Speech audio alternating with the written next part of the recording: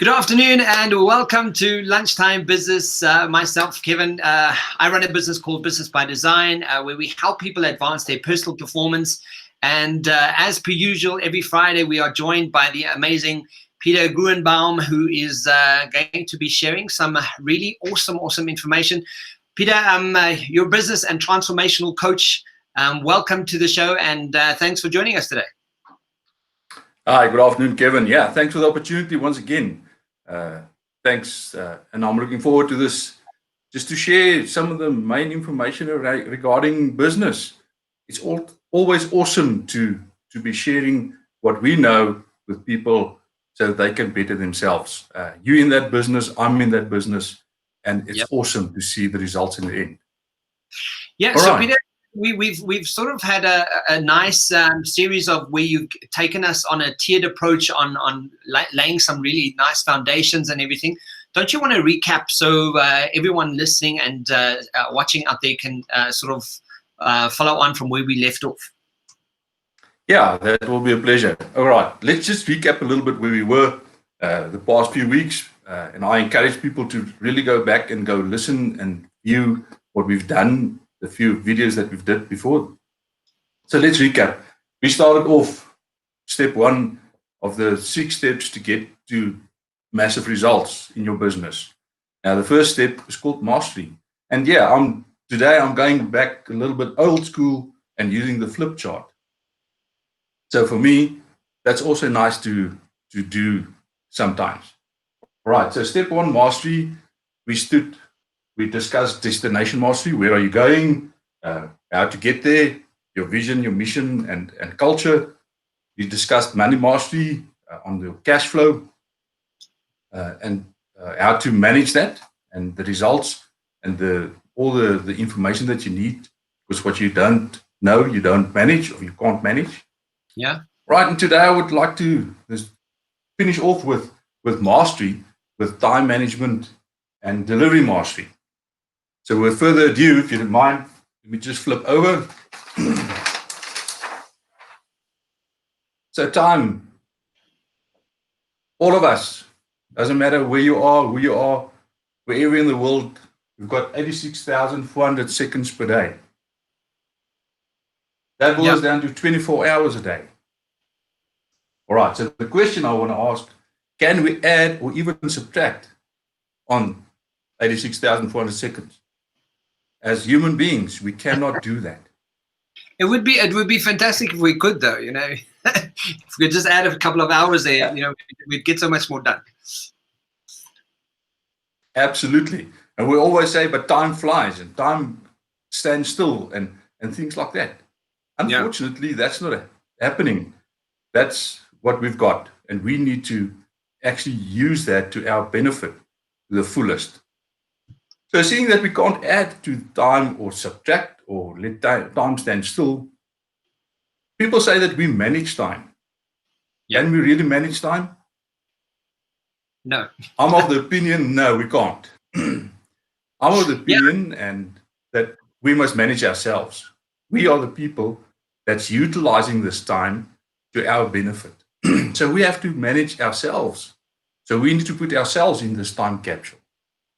Yeah, I've recently, I think, Pieter, I've shared this with you before, maybe, or probably on one of the series that I'm doing. But people, I think a lot of the time, people should start thinking of time management as mind management, because the more I understand where I'm at and what I'm doing and how I'm doing it, the far better my day is going to go. Absolutely, absolutely. So once again, it's here. It's not. Yeah, if I can show my watch, it's not here, it's here. I agree with you totally. Yeah. All right, so let's go and look at something that comes from Stephen Covey that we've adopted. Is your time target. Yeah. Now, if you look at your time target outside, okay, you get your not important or not urgent, not important stuff. Okay, that's about 10% of your time daily goes into that. Now, that's stuff like unusual, Facebooking and all the things that's actually time wasters, stuff that that really eats your time without you actually getting something from it. Yeah, I think social media. Sorry, Peter, but I just want to add to that. Social media is a crucial a part of what's debilitating, especially if you are a business owner or small business owner, because we tend to use social media for a lot of advertising. We sometimes get stuck with doing that advertising moment, but also then going past and going, let's quickly see what everyone's doing on Facebook, and an hour later you're kind of going, oh wow, so absolutely, that's social media can be a complete time waster, and we need to pay attention to where we're wasting time, practically literal actual time we're wasting. Yeah, I agree. So yeah, Facebook or social media is very important in our daily lives now because of advertising, because of the fact that we can get our businesses out there and so on, and it's relatively cheap to do so. But we, as human beings, we get sidetracked and we go into, okay, I just want to quickly look at what did my mom said, or what did my brother say, or I see this posted, it's actually reached now 150 views. Wow, let me just go in and check. Yeah. And all of a sudden we get taken up. All right, so that's the urgent, not urgent. And the next is the urgent but not important stuff. Now, what will we classify there? Urgent stuff is like sometimes clients walk into your business or in your office, into your workshop, whatever the case may be, and demand, this is urgent for me. I need it now. All right, but 2 weeks later, when you visit them, or a month later, that stuff that was so urgent has still not been utilized. Yeah. So that is for them urgent, but it's not important. Okay, so that also takes up time. Now, that's very difficult to eliminate this type of thing. So that's where your relationship building and things like that with your clients comes in. Okay, but I want to get to what's really important. The urgent, not important stuff. Urgent and important stuff, sorry. Yeah. 60% of your day should be that. Now, Stephen Covey also tells a story in his book, First Things First, about this professor. You must have heard the story. That's got a jar on his desk, and he takes a lot of stones, rather big stones, and he fills the jar. And he asks the students, do they think the jar is full? And they say yes. Then he takes some gravel, and he pours some gravel into the jar. And he asks the students, do you think the jar is full? And they say, yes, the jar is full. Yeah. And he takes some sand, and he throws sand in, and he fills in some more. The students then replied, yeah, the jar is not full. And he says, precisely because we can still pour in some water. So the moral of the story is this: the 60 or the 80% of your day, the urgent and important stuff is your big rocks that you put in, the things that must be done in order for you to actually make a living, to actually have a turnover, to actually be really in your business, to create that cash flow, to do the stuff that brings the money in at the end of the day. Yeah. Then we go to the 20% time. It's not that urgent, but it's very important. Now, what will that be? You certainly have heard also, we say that you work in your business. That's your 60%, or if you can make it broader than that, that's working in your business. The 20% is working on your business, your strategic planning, coaching, things that you and I do. Yeah. That's really performing, putting yourself out there. So you have to look at that as well. And we recommend to work on your business. You have to 5 hours a week looking at what you have to do, your planning, where you're going, your vision, mission statements, and stuff like that. Okay. All right. I'm on a roll. Can I carry on? Yeah, please. I'm listening. I'm looking at as you're talking. I'm thinking about how do I also, because I mean, I have a similar process on time management, but I'm looking at how you're putting that together, and I think that's really important.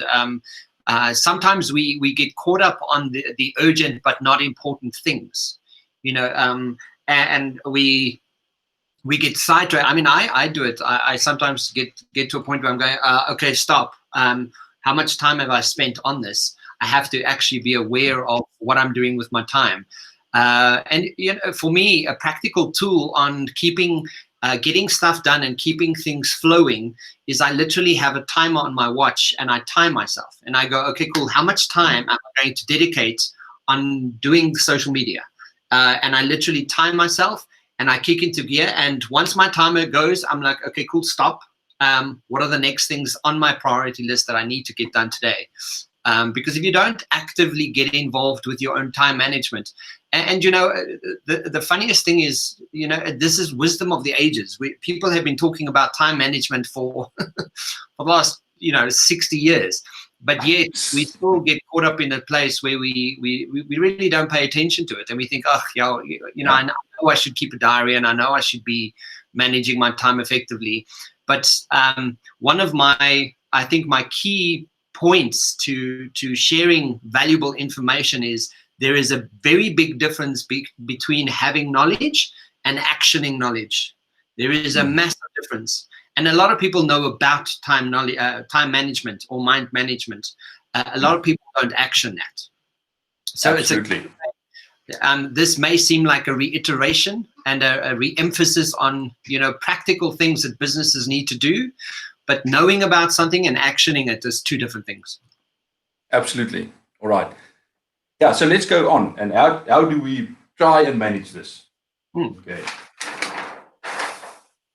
First of all, you have to have a diary, and a default diary, exactly as you say. Your week has been planned working on your business. Your week has been planned for Monday, this and this is in certain time. Put in the big rocks first, okay, for the whole week. Stuff that needs to be done for you in order for you to actually have a business. Then the smaller things fits into that. Yes, and of course, life happens and things do run awry some days. But then you have to go back to your default diary and plan it again, and to make up for the time that's been lost. Now, this is discipline. Yes. Everybody, I'm included, we don't always adhere to what we tell ourselves, okay, and that we see in front of ourselves. So yes, this is very, very difficult. But you get into the habit, creating that habit of doing it religiously, and you get into a habit of actually doing that. The other thing that I did not put on here is actually a timesheet. If you're struggling to get into the rhythm, take a timesheet, the hour of the day, and actually see what is taking up your time and wasting your time. Because that's what we need to get rid of. We need to get rid of those time wasters. Okay, so the other thing, we need to concentrate and focus on the big rocks and fill in with the rest. But once again, I say and reiterate, this takes discipline. It really takes discipline. Okay. All right, so see how we're doing time-wise. For me, that's a key ingredient regarding time. And I can really recommend the book by Stephen Covey, First Things First. It's one of the best books regarding time that I've read. It's much better to read and see, and how he actually puts it out. Okay, so from my side on time, that's it. I want to quickly move on to delivery mastery, just to talk about that a little bit. Yeah, so we can finish mastery. Okay. Yeah.